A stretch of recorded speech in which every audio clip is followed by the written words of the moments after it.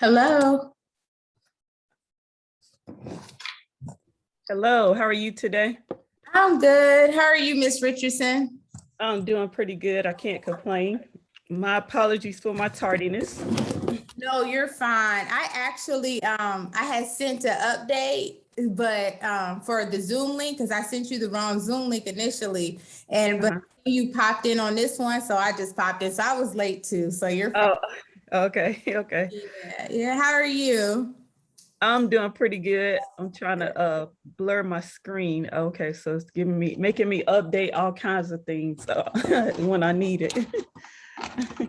Do you work from home? Sometimes. So Sometimes. I'll go into the office I'm sometimes. gonna start recording. Okay, how are you doing? I'm doing well. How are you doing today? I'm good. Could you state your name or would you like to use a pseudo name for the project? I can state my name. My name is Cheryl Richardson. Okay. And what is your date of birth? My date of birth is May 16th, 1979. Okay. You look great. Thank you. Yeah. You're pretty Thank young though, but you still look good. What city and state do you live in? I currently reside in Charlotte, North Carolina. Okay. And where were you born? I was also born in Charlotte, North Carolina. I know it's rare. I love to meet a native. My husband's a native, but I'm an Army brat. But I feel like I could claim a little bit of native status because he is, and I'm an Army. Right, right. By marriage. Yeah, love it. So you've been a Charlotte resident your whole life. What are the most important things that you know about COVID-19? Well, COVID-19 it has been a doozy, if I can use that term. But what I know about it is it's a virus that has essentially taken over the whole entire world. From my perspective, I feel like it impacts members of the Black and Brown community a little bit more than it does, the rest of the world, or in comparison to the rest of the world. And that's simply because of the limits that we may have to access. That's a good point. And I know could you state what's your profession? Yes, so I'm what's called a licensed clinical mental health counselor and a certified rehabilitation counselor. So for the world, I'm a mental health clinician, a licensed mental health clinician. Have you seen like how COVID, because you mentioned how it's impacted the Black and Brown community disproportionate to other communities? Could you tell us how you've seen that in your work experience? Yes. So as I'm a full-time in my own private practice, that's already a lot of work within itself, right? So back about 3 years ago, I decided to go back and pursue my PhD in counselor education and supervision. So with doing that, I lessened my workload, so that I could, be present in school, per se. However, when the pandemic hit, which was like I was in school, had been in school for about a year and a half, maybe 2 years by that time, I was kind of forced, if I could say, or if I could say, I was professionally called to, pick my workload back up, because I had clients who were, old clients that I had discharged from care. I had new clients. I had, way more clients calling me because of the symptoms related to both anxiety as well as depression that they were dealing with because we were in the midst of a pandemic. Even for myself, even though I am a clinical mental health counselor, I had to get my own counselor. I had to go back to, getting my own counselor so that I could, kind of remain in a good space in order to treat the clients who were calling me. And I'm sure I'm not the only clinician who, experienced that at the onset of the pandemic, or who may still be experiencing it. But it just kind of like really took off. Like it was 12-hour days, almost 6 days a week. And that's so that we could feel the need of, of the individuals who were calling and who were in need of care. Mhm. Were there any particular themes that you noticed? Like, I know you said anxiety and depression, but I guess were the thoughts or the fears or the anxiety that people were experiencing at that time? Did you notice a theme? Well, while I mentioned anxiety and depression, I would say that the theme could more or less be related to anxiety. So a lot of people were just kind of like concerned about the what's going to happen next, or the what if, or, what if I contract it? What if my family member contracts, COVID-19?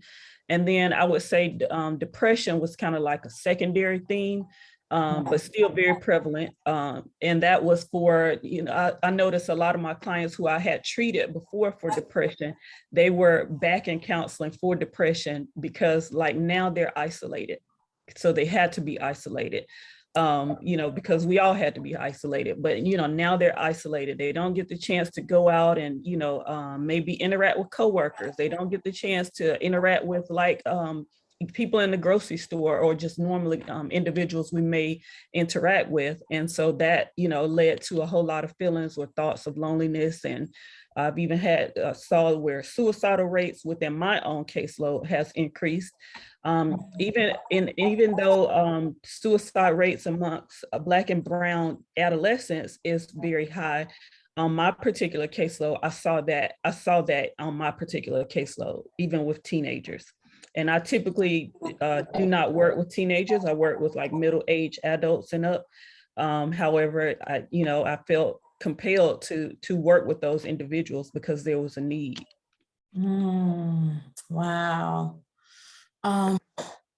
So I'm gonna ask you another personal question, just to pivot a little bit. Did you have any particular fears during this time? Were you seeing clients in person, or was it mainly online? Or how did you handle those fears? Mm-hmm.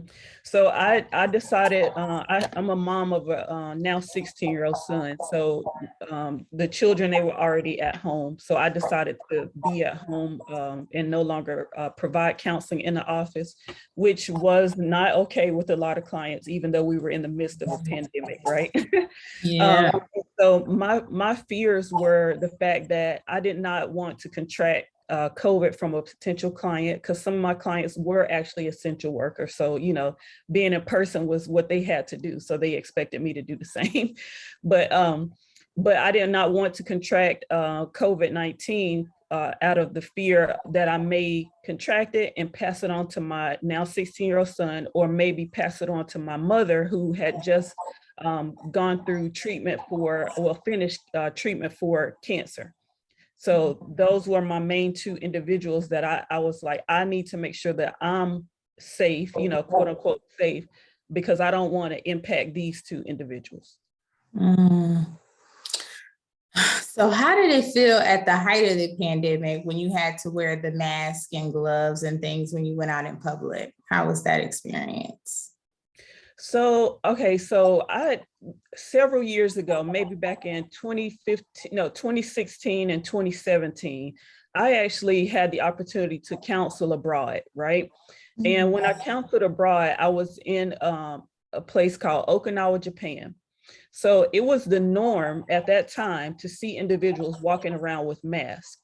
However, in that setting, individuals who were ill, like they may have had a cold or sinus infection or something like that, they put on the mask to protect other people. So whenever the mandate was for us here in the States to wear masks, it was like, oh, okay, well, I've seen this before. So, it's no biggie to me. As a matter of fact, when I was leaving Japan to come back to the States, I was like, it would be real good if people in the United States took on this same thought process with, if they're sick, wear a mask. Because again, I have a child who's in school, and if he would get sick, it was more than likely because he got sick from someone at school, So I had that thought process whenever I came back from Japan in 2017. So like I said, whenever we had to wear begin to wear masks here in the States, it was kind of like no biggie. Oh, you were used to it. Okay. Yeah. Wow. That makes sense though, to put on Mhm. masks when you're sick. Why didn't we think about that before? Right. So, what effect has the crisis had on your friendships and your relationships? Um, well, we had to be, I had to be very intentional in my friendships as well as my relationships. So there was one of my good friends. We would before the pandemic, we would always say, we're gonna go this place. And then whenever it comes time to go to that place, then we would say, you going? One of us would say, no, I don't want to. So we would back out of going to, different events or going out and hanging out and things of that nature. But in the midst of the pandemic, we talked one day and we were both like, I'm not backing out of anything else. Like all the events that are going to happen after this, we are going. Like we kind of held each other accountable to make sure that we're going to attend any events that were coming up. So so far, we've had a couple, of course, practicing social distancing or whatever. But we've had a couple and we've made all of them. So so we're on a good track now. But on my relationship, I'm now engaged. I wasn't engaged at the beginning of the pandemic, but and we don't live together. We didn't live together prior to being engaged. So it was kind of taxing on our relationship because like he would be in one place and I'm in another place. So we would have to make sure that we still played it safe. And he traveled sometime during the pandemic. Oh yeah, he did travel. I can't remember exactly when, but it was sometime kind of at the beginning. But he came back. He was on an airplane. It was, of course, when the airplane mandates were kind of lifted, and he was just like he just felt like so icky being on their airplane. And so when he came back, he came to visit me, and I was just like, yeah, let's like have a lunch date like outside. So so we actually had a lunch date outside. And at first he was feeling like he was offended, but he was like, no, I understand. But it kind of has made me be more intentional with my relationships and the time that I'm able to spend with people who I care about. So in a sense, it's kind of helped me kind of realize that, maybe it's not always good to back out of different things. So I like that. Mhm. Was there any particular activity or anything that you missed the most during the pandemic? Being able to travel. Like I absolutely love to travel. And that's something that I keep saying my significant other, but my fiance now, my fiance and I, we really enjoy doing, but we weren't able to do it for a long, long time. And, of course, during the pandemic. But as soon as we kind of started to feel like it was safe, if we practiced, all of the safety measures and safety protocols, we were like one way on the first airplane smoking. I know that's right. So I guess you've already started traveling again, but is there anything else that you're looking forward to doing once, or when the pandemic is over? I'm gonna say when, because. Yeah, I guess just kind of like, I kind of play with this idea because I don't know if it'll be a new normal or if it'll be our old normal. So some of the things that I now consider a new norm is I've already gone back to person providing counseling, but I do it in a hybrid fashion. So I guess that can be like a new normal. So sometimes I may provide counseling online, sometimes I may provide it in person, and I allow it to be the client's choice. And we probably should have been doing this before, but I sanitize my office space after every visit and things of that nature. Make sure that we're using hand sanitizer. Probably should have been doing all of this stuff before, but here we go. But I guess a thing that I kind of look forward to is just knowing what that new normal will be and just kind of becoming more acclimated with what that new normal will be. I'm with the mindset that the new normal is probably going to be the most safe for us to go with instead of trying to go back to our old normal. But yeah, so I guess just kind of becoming comfortable with the new normal. Okay. And you can take a time to think about this next question, but what is the biggest challenge that you faced during this pandemic?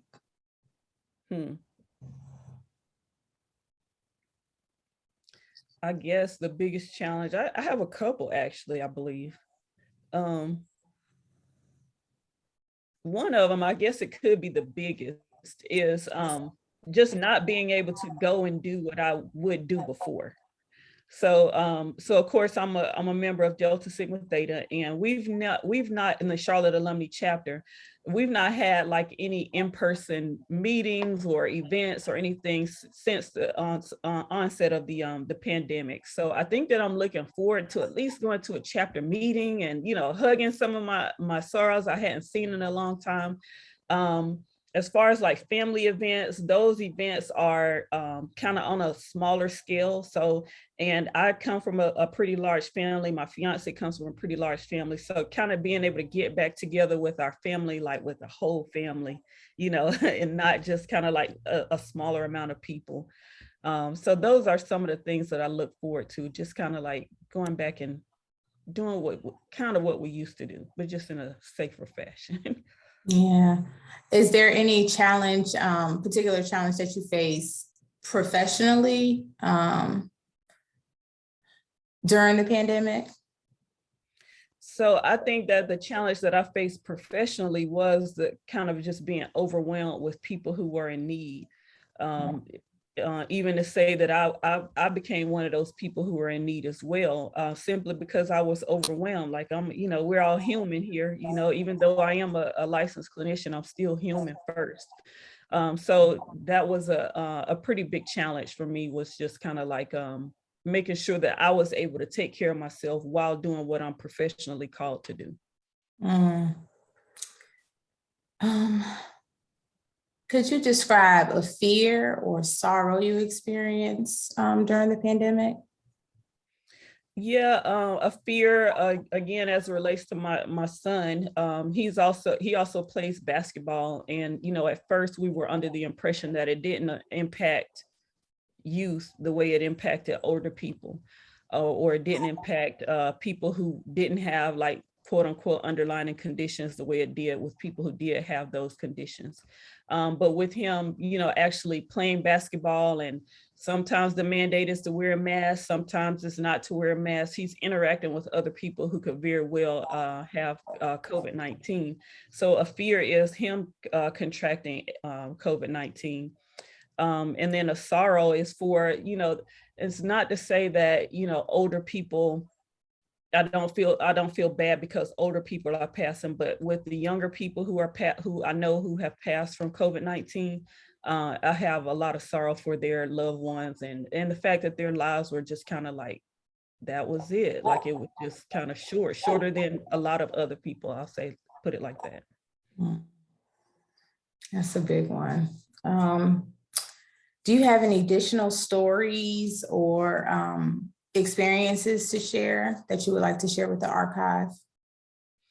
I think the main thing is that I've already shared it, and that's the fact that you know, from a counselor's perspective, it has been you know, tough for us. You know, even though we're called to do a certain thing professionally, you know, like I said, we're human at the beginning,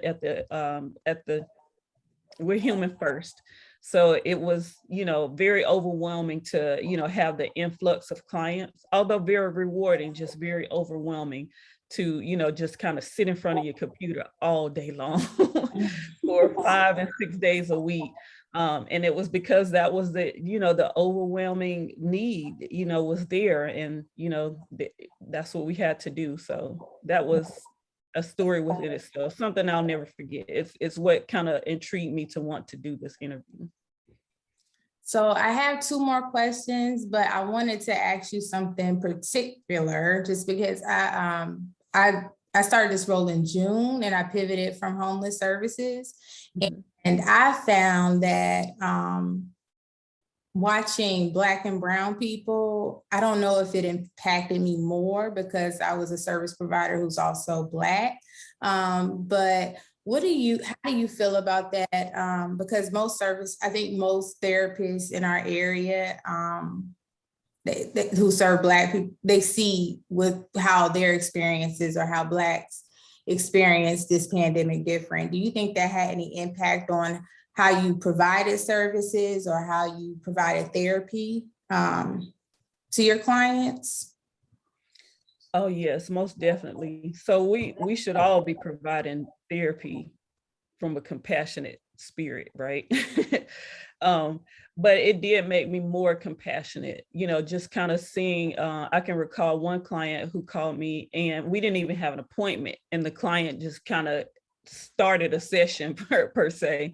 And it was over the phone, and the client was just like, oh my God, I don't want to contract COVID-19. My job is saying that I have to go back to work on this day, and I don't want to go back to work. Is there anything you can do to help me, Miss Cheryl? What should I do? I've been trying to use the tools that you've told me. I just, the client was just really overwhelmed. And I can, feel it through the phone. And so that not only that call, but just calls all like that, or virtual visits all like that, just kind of made me more compassionate about what I do and the people that I work with, and just wanting people to just kind of grab a hold of the things that they already have, which is what I believe. I believe we already have the tools that we need in order to make it through various transitions in our life. So I just really became very compassionate about clients, just kind of grabbing a hold of those tools and being able to use them, because they could even be used even in a pandemic, right? But a lot of people, because of their anxiety or, whatever else, they just kind of like, that went over their head, that they already have the tools that they could use in order to, make it through the pandemic. Okay, thank you for sharing that. Mm-hmm. What is the biggest lesson you've learned? I think we're all different. Everybody's a little different now that this has happened, but what is the biggest lesson you feel like you've learned? Oh, so many. The biggest I would say is you have to learn to enjoy each moment, like every little second of every minute. You have to learn to enjoy it. You have to learn to, be in that moment. And if you're not happy in that moment, learn how you can be happy in that moment. Because like some of the younger people that I know who passed away from COVID-19, their lives were cut short. Some of the older people, their lives were cut short as well.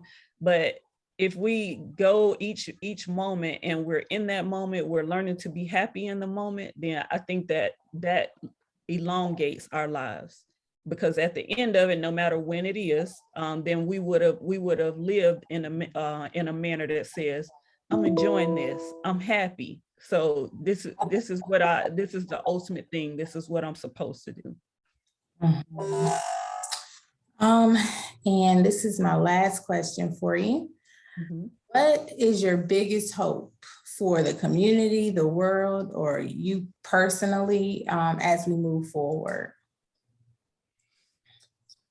My biggest hope is that we all just kind of learn to love and show love and be loved, and everything that that is about or surrounding love.